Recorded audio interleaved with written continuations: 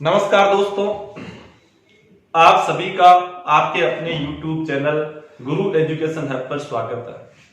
आज हम राजस्थान के इतिहास के ऊपर चर्चा करने वाले हैं, जिसमें हम पहला टॉपिक राजस्थान के इतिहास के स्रोत की बात करेंगे। तो देखिएगा, इतिहास के स्रोतों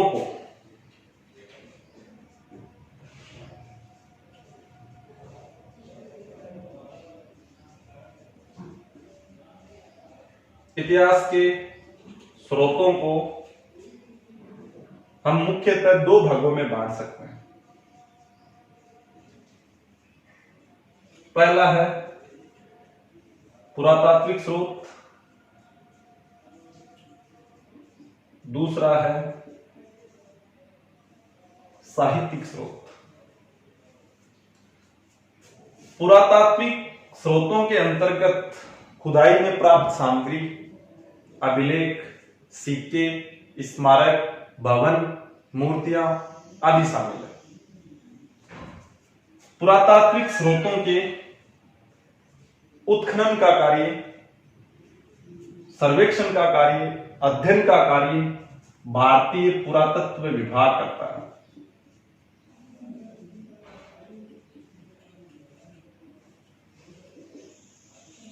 भारतीय पुरातत्व विभाग करता है, जिसकी स्थापना 1861 में हुई। भारतीय पुरातत्व विभाग के प्रथम महानिदेशक बनाए गए कनिंघम महोदय। कनिंघम के संदर्भ में आप दो बातें और याद रख सकते हैं। पहली बात ये, कनिंघम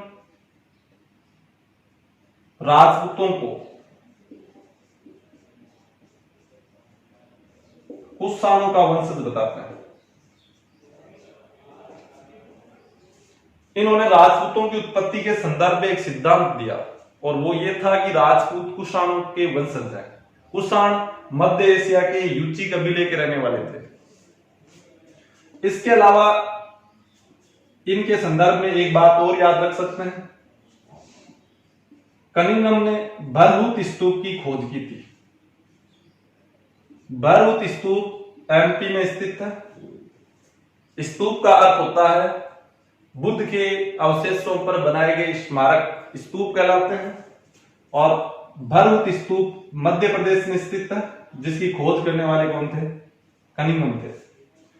ये क्वेश्चन ग्राम सेवक में पूछा गया, ये पटवारी प्रीलिम्स में पूछा गया। तो कनिंघम के संदर्भ में तीन बातें हो गई। पहली बात, भारतीय पुरातत्व विभाग के जनक माने जाते हैं। दूसरी बात, इन्होंने राजपूतों को कुषाणों का वंशज बताया। तीसरी बात, इन्होंने भरहुत स्तूप की खोज की। अगर हम आगे देखें तो राजस्थान स्तर पर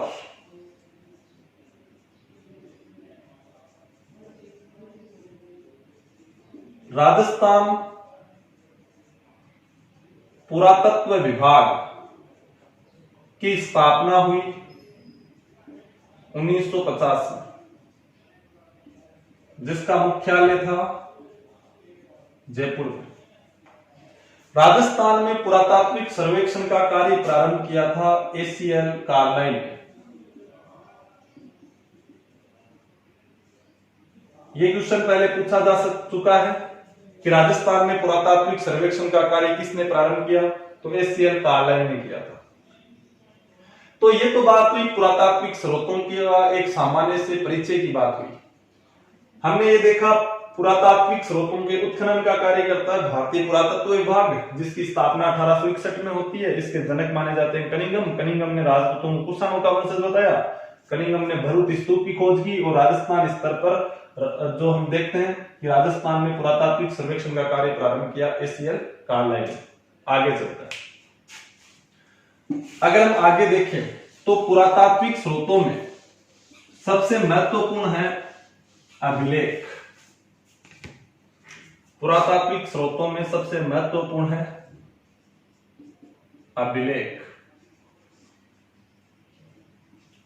किसी कठोर पदार्थ पर लिखे गए लेख अभिलेख कहलाते हैं। अगर कोई पत्थर पर कोई लेख लिखा गया है तो हम शिलालेख बोल देते हैं।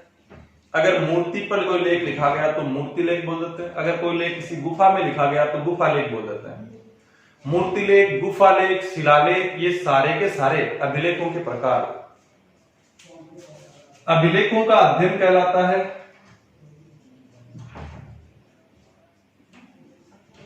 एपिग्राफी। अभिलेखों का अध्ययन एपिग्राफी कहलाता है। भारत में अभिलेख लिखवाने की परंपरा शुरू की थी सम्राट अशोक ने, जिनका शासनकाल रहा 273 बीसी से 232 बीसी।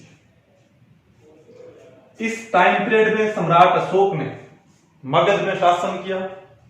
जो 16 महाजनपद हम पढ़ते हैं, ईसा के जन्म के 600 साल पहले पूरा भारत 16 महाजनपदों में बंटा हुआ था। उन 16 महाजनपदों में एक महाजनपद आता है मगध। मगध महाजनपद वर्तमान बिहार के जो गया व पटना जिले हैं, यही इलाका प्राचीन समय में मगध कहलाया और यहां पर मौर्य वंश की सत्ता रही। मौर्य वंश में सम्राट अशोक जैसा महान शासक हुआ, जिनका शासनकाल 273 बीसी से 232 बीसी है। देखो यहां पर हमने एक बीसी शब्द काम में लिया। एक हम कई बार बीसीई भी काम में लेते हैं, एक हम एडी काम में लेते हैं, एक हम सीई काम में लेते हैं। बीसी का मतलब है बिफोर क्राइस्ट, यानी ईसा पूर्व है। बीसीई का मतलब है बिफोर कॉमन एरा। आजकल बीसी की जगह बीसीई का भी प्रयोग होने लगा है। चाहे आप बीसी कह दो, चाहे आप बीसीई कह दो, एक ही बात। Before Christ, before common era.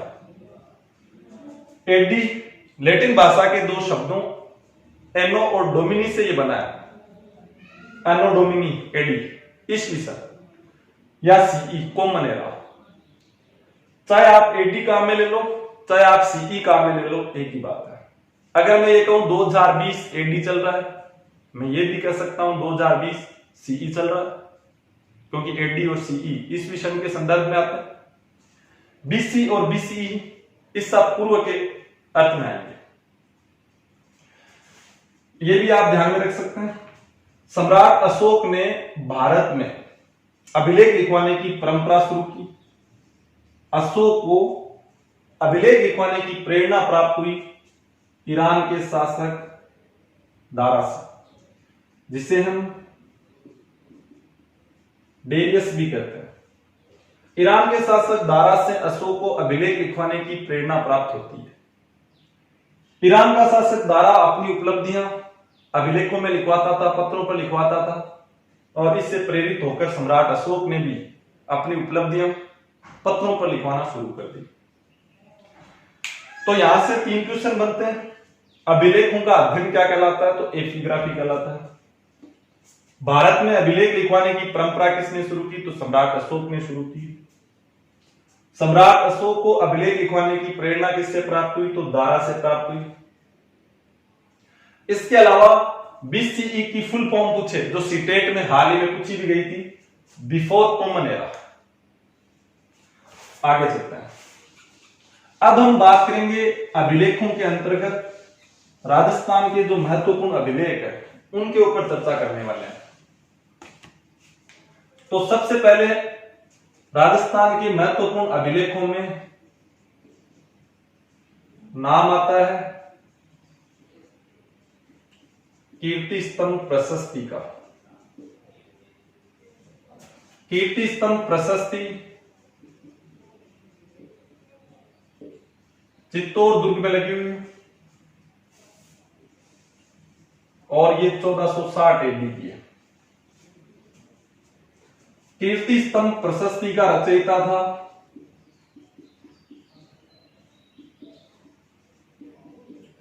Atri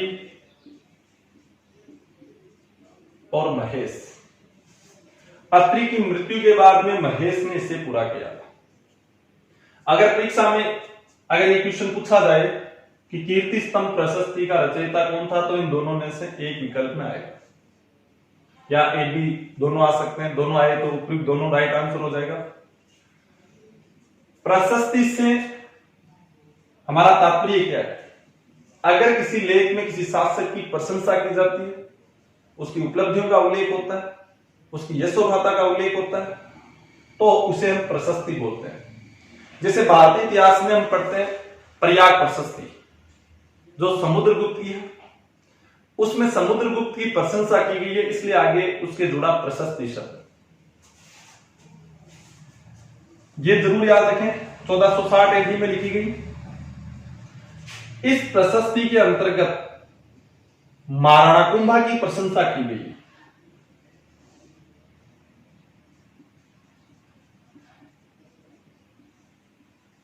Maharana Kumbha इतिहास प्रसिद्ध सिसोदिया वंशीय शासक जिनका शासनकाल रहा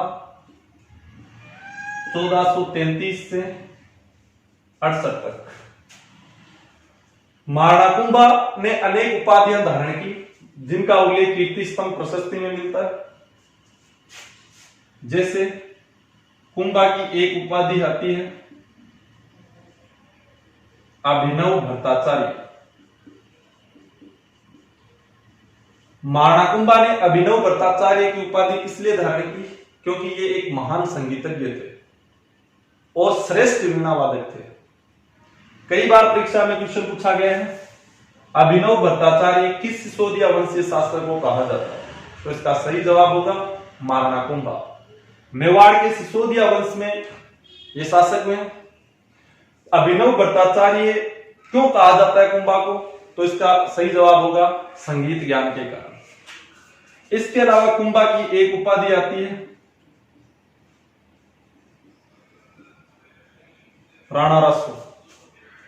कुंभा एक अच्छा संगीतज्ञ था, साथ ही साथ एक अच्छा साहित्यकार भी था। अच्छा साहित्यकार होने के कारण कुंभा को राणा रासो कहा गया। साहित्यकारों का आश्रयदाता भी था। जैसे कुंभा की कई रचनाएं आती है, आपने पढ़ी होगी संगीत राज, संगीत मीमांसा, सूर प्रबंध, सुधा प्रबंध, कामराज अतिसार, ये सारी की सारी कुंभा की रचनाएं हैं। इसका मतलब ये हुआ कि कुंभा में एक महान साहित्यकार के सारे गुण मौजूद थे।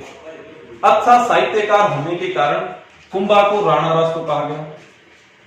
इसके अलावा कुंभा की एक उपाधि आती है हालगुरु।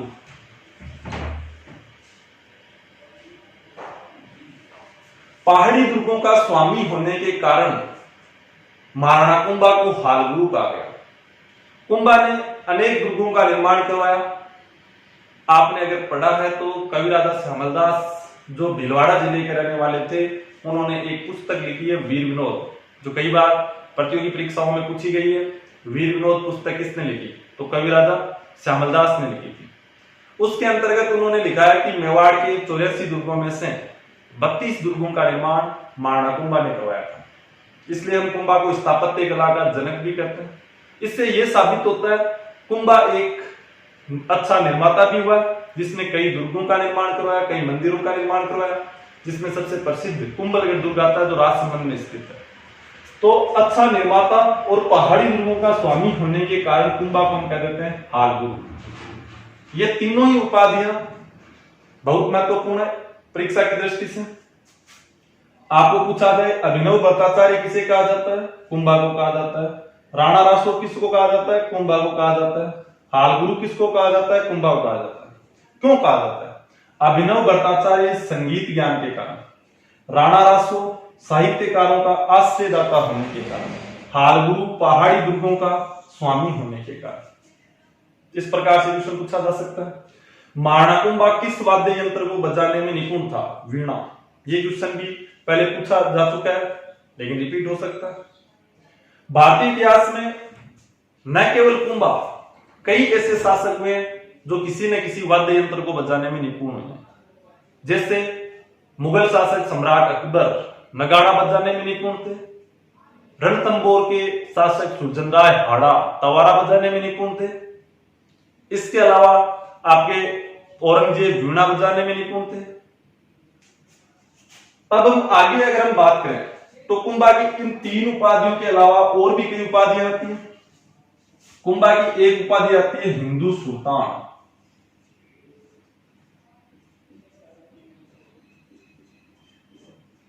यहां से भी एक अच्छा क्वेश्चन बनता है आपको, ये अगर ये पूछे कि हिंदू सुल्तान किस सिसोदिया वंशीय शासक को कहा जाता है, तो इसका सही जवाब होगा महाराणा कुंभा। लेकिन एक उपाधि आती है हिंदूपत। हिंदूपत मेवाड़ के सिसोदिया शासक राणा सांगा को कहा जाता है।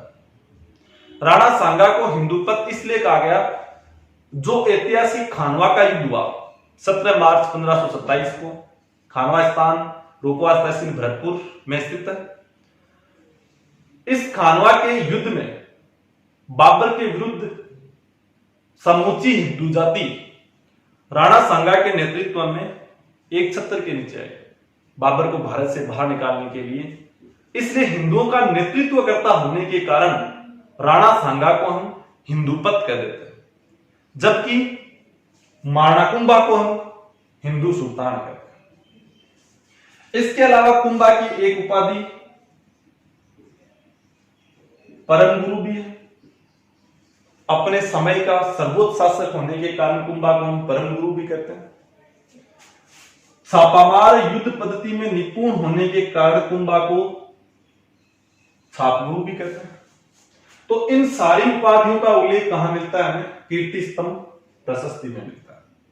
अगर ये पूछा जाए कुंभा की उपाधियों का उल्लेख किस प्रशस्ति में है, तो कीर्ति स्तंभ प्रशस्ति। इसके अलावा कुंभलगढ़ प्रशस्ति में भी कुंभा की उपाधियों का उल्लेख मिलता है। ध्यान रखना, ऐसा क्वेश्चन भी आ सकता है, आपको पूछ ले निम्नलिखित में से कौन सा या कौन से में कुंभा की उपाधियों का उल्लेख मिलता है। फिर आपके सामने विकल्प आ जाए कीर्ति स्तंभ प्रशस्ति, कुंभलगढ़ प्रशस्ति, राज प्रशस्ति और बिजोलिया शिलालेख। फिर पूछ लेगा केवल एक 1 2 3, केवल 1 2 1 2 3 4। तो इसका मतलब ये हुआ कि आपको ये ध्यान में रखना, कीर्ति स्तंभ प्रशस्ति के अलावा कुंभलगढ़ प्रशस्ति में भी कुंभा की उपाधियों का उल्लेख हमें मिलता है। आज हम किसी भी प्रकार की उपाधि धारण नहीं कर सकते, क्योंकि भारतीय संविधान का अनुच्छेद 18 उपाधियों के प्रयोग पर रोक लगाता है। लेकिन प्राचीन समय में ऐसा नहीं था। राजा महाराजा अनेक उपाधियां धारण करते थे, जिसमें कुंभा भी पीछे नहीं रहे। इस प्रशस्ति में कुंभा की उपाधियों के अलावा कुंभा द्वारा रचित ग्रंथों का भी उल्लेख मिलता है। कुंभा ने कई सारे ग्रंथ लिखे। हम पहले ही पढ़ चुके हैं कि कुंभा राणा रासो कहलाता है, एक अच्छा साहित्यकार था। अच्छा साहित्यकार था इसलिए कई सारे ग्रंथ लिखे, जिसमें एक ग्रंथ आता है संगीत राज।